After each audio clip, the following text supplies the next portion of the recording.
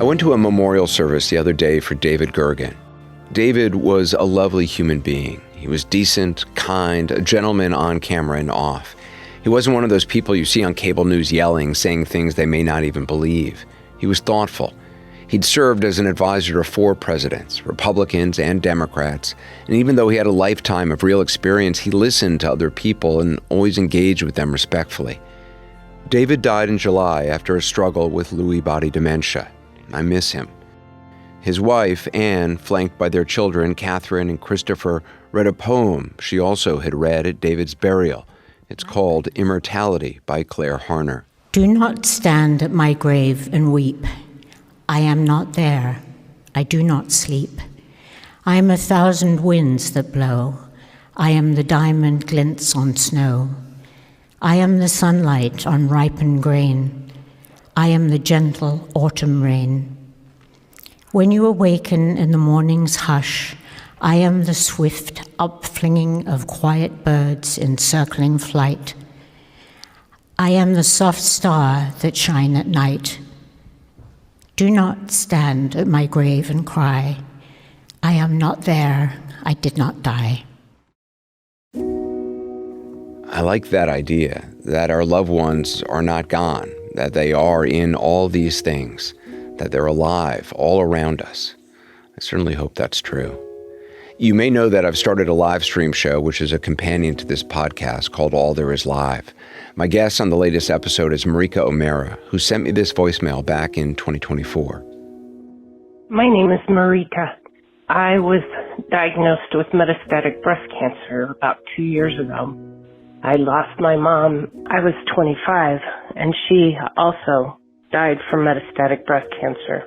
When my mom was on hospice care at the end, she had a grief counselor, and she said one thing that has always stuck with me.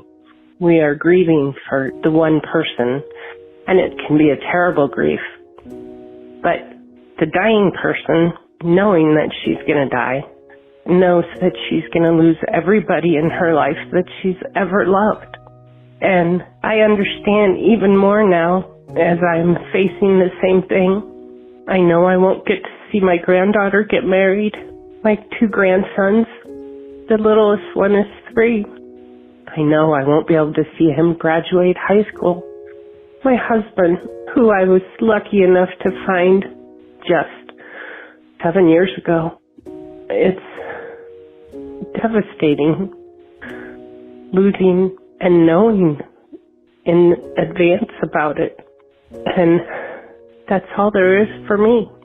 In the meantime, I'm going to do my very best to love them all as hard as I can. That is all we can do, isn't it? Love those around us as hard as we can. When Marika joined me on All There Is Live, I was stunned to learn that her husband died unexpectedly in July.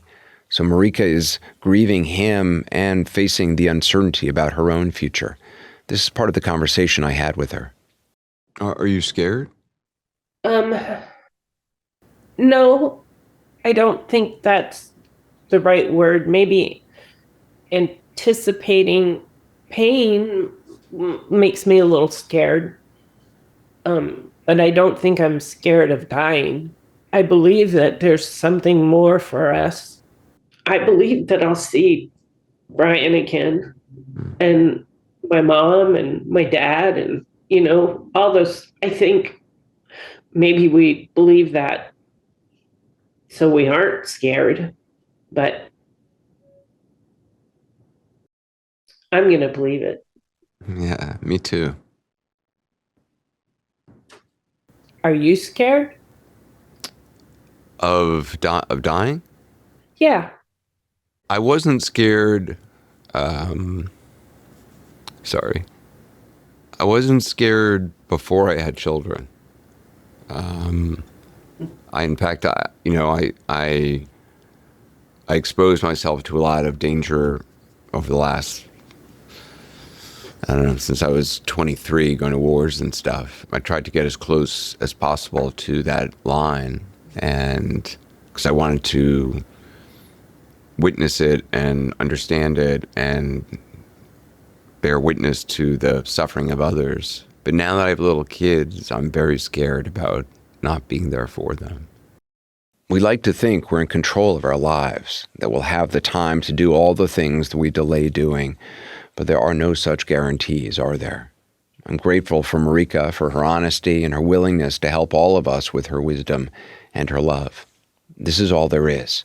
We'll be right back with Kenny Chesney. When they get in here, it goes from here to here. Welcome back. I first met Kenny Chesney nearly 20 years ago when I did a profile of him for CBS's 60 Minutes. Our paths have crossed a number of times since then. Kenny's written a memoir called Heart Life Music about his incredible journey in country music. I started our conversation showing him part of an interview I did in 2012 with Lynn and Chris McDonald, just 3 days after their 7-year-old daughter Grace was murdered at Sandy Hook Elementary School in Newtown, Connecticut, along with 19 other children and 6 staff members. I'm a huge fan of yours, and it goes well beyond the music. There's something that you did which I don't think you've ever talked about. I've never talked about. When Sandy Hook happened, I interviewed the mother of Grace McDonald, who was a little girl killed at Sandy Hook, and her name was Lynn. This is just part of the interview that I'd done with Lynn. The first time we had been able to be with her was last night. Yeah. And when we walked in the room and we saw that white casket, you felt like the floor was falling out beneath you and your breath was taken away. But earlier in the morning, I decided, because Grace loved art so much, we were packing Sharpies in our pockets. And when we got in, after we did our big family hug with Grace, we sat down and we busted out the Sharpies and we decided that at first I had visioned maybe a little heart, but by the time we were done, there wasn't an inch of white. It was so covered with all the things that she loved. When we left the room, it was certainly so hard to leave her because that would be the last time that we would be able to be with her. We had to take great joy in knowing that when we walked in there, it was so white and our breath was taken away. But when we walked out of there, it was like we had joy again. It had so much color. And it was Grace. It was so Grace. You were able to give her things as well. Yes. We brought her favorite pocketbook, and we had seashells and flip-flops and sunglasses, and she loved to cook. We had a frying pan, and she loved music. She has Taylor Swift Christmas song in there. She has she has her dad's New York Yankee hat. Kenny Chesney, you said? She has a little Kenny Chesney in there. Notes from her friends. Notes from her friends, pictures of her family. So she had all the things that she loved with her. So we had peace when we left last night. Wow. Before that interview, I was in their kitchen and I was talking to them, and this was just days after their daughter was killed, and there was a photo of you on the refrigerator. And I said to Lynn, "Oh, do you like Kenny Chesney?" And her eyes lit up and she was like, "Oh, Grace loved Kenny Chesney." Wow. And in fact, the morning she was killed, we were standing at the school, excuse me. No, it's okay. We were standing at the school bus, waiting for the bus, and we were singing Kenny Chesney's song. Wow. And I texted you that night, because I had your number from doing the 60 Minutes piece. And I wasn't suggesting you do anything. I just texted you to say, hey, I just want you to know you really touched this family's life. And I'm sure you get that a lot because you touch a lot of people's lives, but this family really loved you, and this little girl who died really loved you. You texted me right back, and you said you wanted to reach out to Lynn. And I got in touch with Lynn, made sure it was okay. You called Lynn and you spoke for a long time. Yeah, and we have since then become really good friends. I can't tell you how many shows her and Chris have come to over the years. Yeah. And they actually brought me a piece of art that Grace painted. She loved painting. And gave it to me, and I had it framed. It was in my bus for years. Yeah. You know what's crazy? And this is because I believe I'm a very spiritual person, and I believe in people pushing people together. Do you know today, as we are sitting here talking, and I'm not sure when this is running, but as I'm sitting here talking, today's November the 4th, the day my book comes out, and I was going back and forth with Lynn on email just a couple of weeks ago, and she goes, I'm really excited to see that your book's out and that it's coming out. And I said, well, thank you. She goes, I think you need to know November 4th is Grace's birthday, she would have been 20 years old today. Oh my God. And here we are talking. You're the one that connected me That's with that incredible. family. Yeah, I know. I get chills thinking about it. I did not Today's her re- birthday. She would have been 20 today. Wow. And I don't know. I just texted yeah. her son Jack just to check up on him, see how he's doing. It says, I mean, listen, I meet a lot of well-known people. There's not a lot of people who would not only have reached out to her in the worst moment of her life for a conversation that would be nothing but difficult, and keep in touch with her. I mean, she's told me she's gone to so she's many gone of to your numerous concerts. shows, and every time they go to Hawaii, she brings me back a book, like this book on just all things aloha, and I have that in my house still today. And it's What do you it's say? been a real good friendship. I mean, when you step into somebody's grief like that, what do you say? You just try to be there for them. I mean, there's not a lot to say. I can't imagine being a parent and that happening. She told me all these things about Grace that made me feel just incredible. I mean, how much she loved the music and how much their family, went to the beach and listened to it, and how much I was a part of their household. And when Grace passed, they had, I think her mother told me they had no shoes, no shirt, no problems written on the casket. I just think it's unbelievable that we're having this conversation on what would have been her 20th That's birthday. incredible. That it worked, the timing of it all. At the end of that horrible week, you actually came on CNN and you sang Amazing Grace. Amazing grace, how sweet the sound that saved a wretch like me.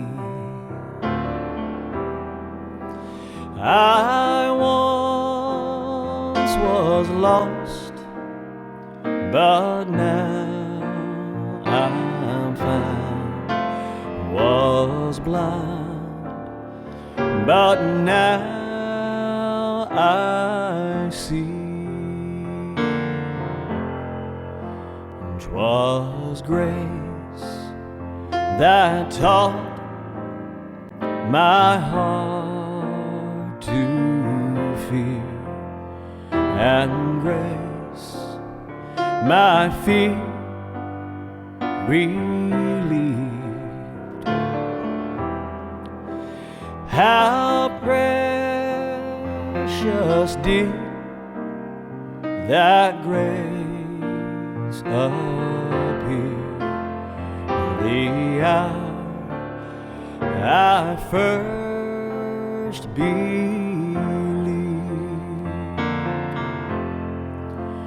An amazing grace, how sweet the sound that saved a wretch like me.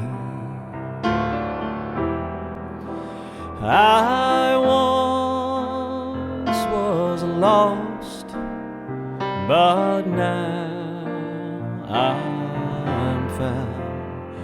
Was blind, but now I see.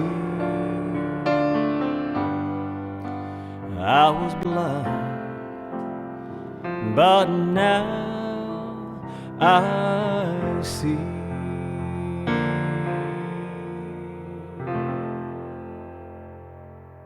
Wow. That's beautiful. I love that song. Well, me too. Watching that, it's been how many years now? And the fact that we have this in our country, and I know this is probably a whole other interview, but watching that, it's stunning that we still have to deal with it, and that we still. I mean, I'm so sick of watching sporting events and having moments of silence, and it seems like there's been a lot. So I don't know. And to know that Grace would have been 20 years old today is, it's just a life cut short. But I do feel a connection with her and that family. Yeah. I really do. As do I. And thanks to you. You've sung about grief. You've sung about Yeah. loss a couple times. I think that the more you live, the more you experience loss. And I have, over the last several years, I have lost friends that I've written songs with, that I've collaborated with. I've lost heroes. I've lost island friends. And I don't think they're gone. They're here. They're here. And they're You feel that. I feel it energetically. I feel them. And it's interesting because I never used to. I would hear people talk about that, and it's only in the last couple of years that I actually feel the people again. And I don't know that it's something that we ever get over. Yeah, I don't think there's getting over. No, I think there's kind of turning toward living with. Yeah. And I think especially if you lose someone, if they're young. I lost a friend of mine in the islands. I mean, she was in her 30s. And when she passed, it was like we were all frozen in that moment forever and at that age. There's another song you have, Who You'd Be Today, which sort of speaks to Yes. that. I want to play a little bit of Who You'd Be Today. Okay. God knows how I miss you. All the hell that I've been through, just knowing no one can take your place. Sometimes I wonder who you'd be today. Today, today, today,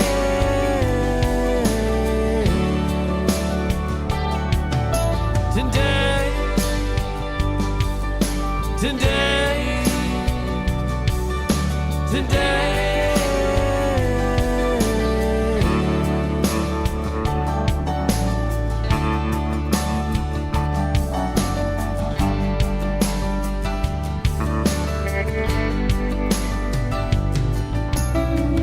Sunny days seem to hurt the most.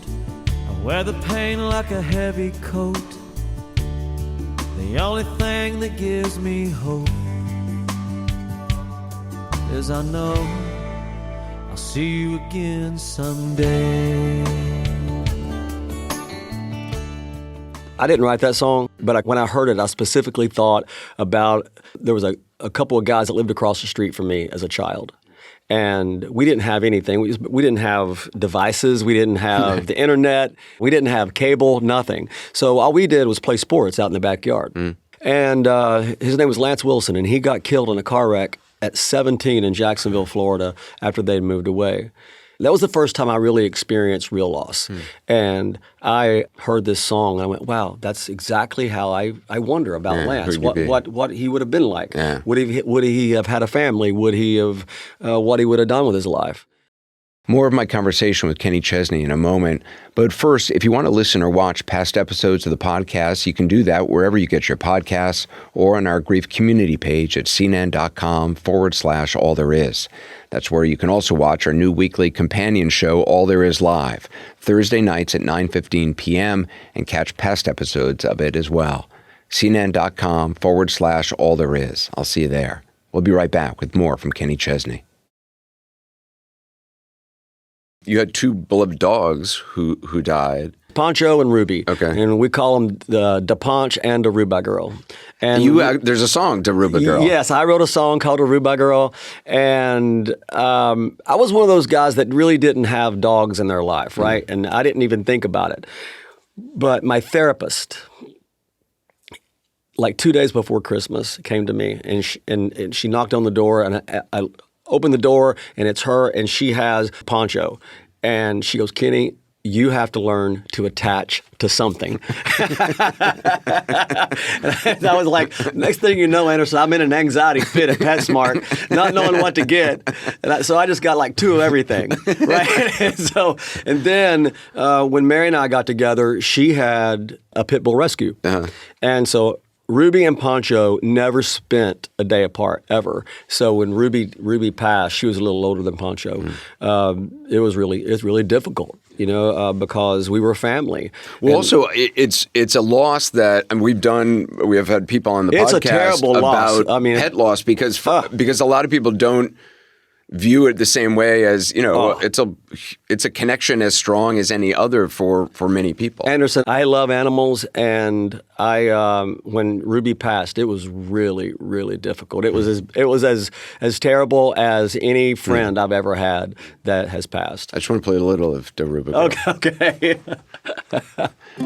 I didn't see this coming. Yeah? I love it.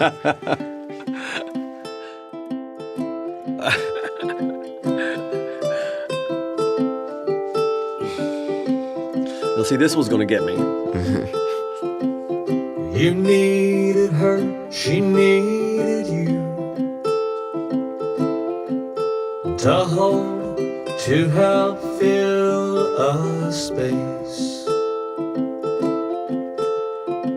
Last in line, last cage at the rescue was a love that no one could replace. It's great. I've never heard it. Lying there like a lost string of pearls was Daruba.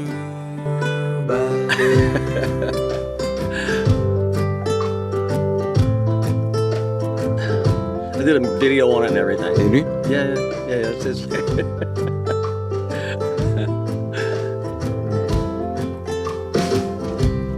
Her best friend's name is Pancho, and she loves him, oh my gosh, like frosty paws. She hates the mowers and the marrow,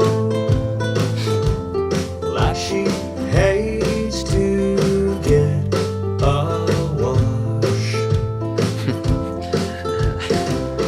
Her hair doesn't grow and it doesn't curl. She's Daruba. I love it. Yeah, so you never know what's going to inspire you. I love that. But I love animals, and I love pit bulls. And Ruby taught me. Pit bulls get a bad rap. Well, Ruby taught me a really good lesson. She was a rescue, right? Yeah. But I grew up in an environment where we were taught that pit bulls were dangerous and that pit bulls were mean. And Ruby taught me a lesson. Like, if you mistreat an animal enough, any breed will be that way. And yeah, they get a really bad rap. I mean, she was very loyal. She was very strong, and she got to sleep in the bed a lot because I let my dog sleep in the bed, and miss that dog. I heard you say that when you found out she had cancer, that rather than grieving while she was still alive, you wanted to fill her time with love. Mary and I took her everywhere. She went to Florida. She went to Malibu. She went to the Virgin Islands. We didn't want to sit in the house and just watch her deteriorate because she was going to anyway. There was no stopping it. So we just filled her. Me and Mary and Pancho. We went everywhere, and she loved to lay in the sun. She loved to listen to the waves crash, and that's something that we had in common. And so. But it was hard. I mean, like losing an animal. Like for a lot of years, we were a unit, all of us. Of course. And so that was as difficult of a death and grieving that I've ever experienced. Honestly, Was there a time where you felt, okay, I'm ready to bring another four-legged creature into my life, or not yet, because Mary's still grieving it. I mean. She's just not ready. It's been it'll be 4 years next month. So she's not ready, and it really crushed her. I was one of those guys that didn't really have animals in my life until Pancho and Ruby, but I spent so much time with them. Now, you know how you can go in a car and you can stop at a red light and there'll be a dog sitting, with his head out the window? Mm-hmm. Like now I feel like anyway, that I can look at that dog and dissect its personality.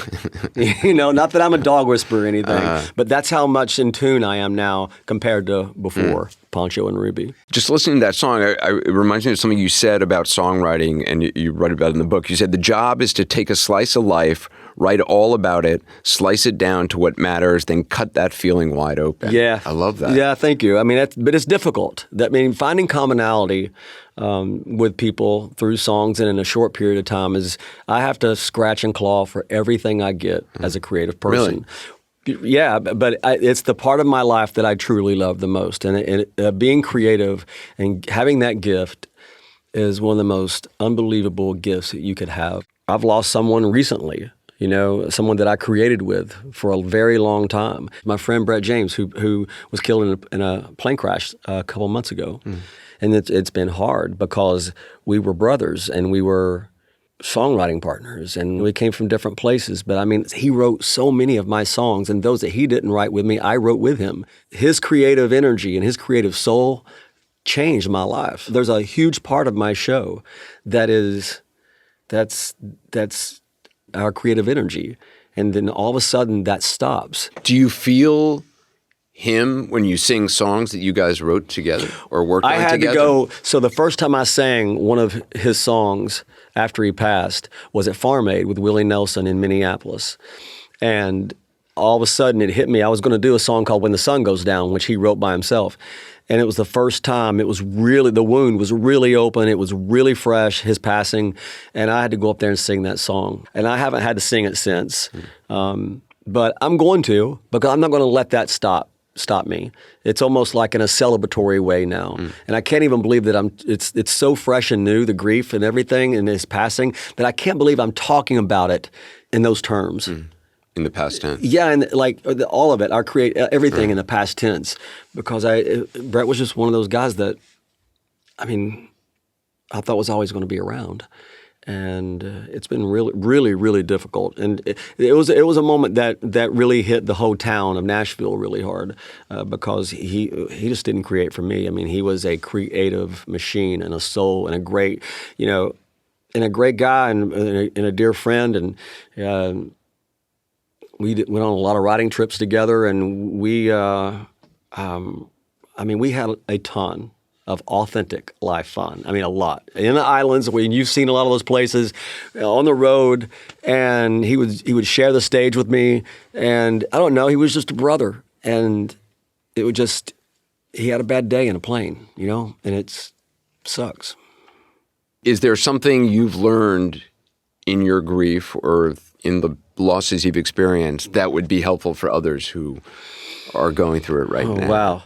Everyone is different. Time does heal some. It won't erase. It changes. It changes. Time. Yeah. Your grief will change over time. Kenny Chesney, thank you so much. Thank you, my brother. Next week on All There Is, comedian and cancer survivor Tig Notaro. It's a funny and moving conversation about loss. Tig's close friend, poet Andrea Gibson, recently died, and Tig was at Andrea's bedside. I have to say it's really the first time I've experienced a death in the way that I have, where I really feel Andrea. And I don't know what that is, but the grief leading up and the grief I feel, you know how tricky it is. You go about your day and you're doing all right, and then all of a sudden a truck parks itself on your chest and you can't do anything because it's like, it's so confusing that Andrea's gone.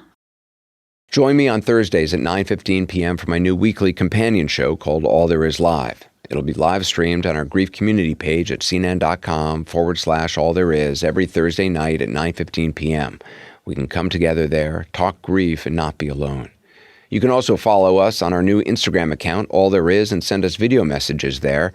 Just make sure that you either record them on your phone and upload them directly to our Instagram message board, or if you record them directly in Instagram, make sure you click the Allow Replay prompt so that it reads Keep in Chat, and that'll allow us to save your messages and possibly use them on the podcast. You can also leave us messages at our new voicemail box, 404-827-1805. Wherever you are in your grief, I'm glad we're together.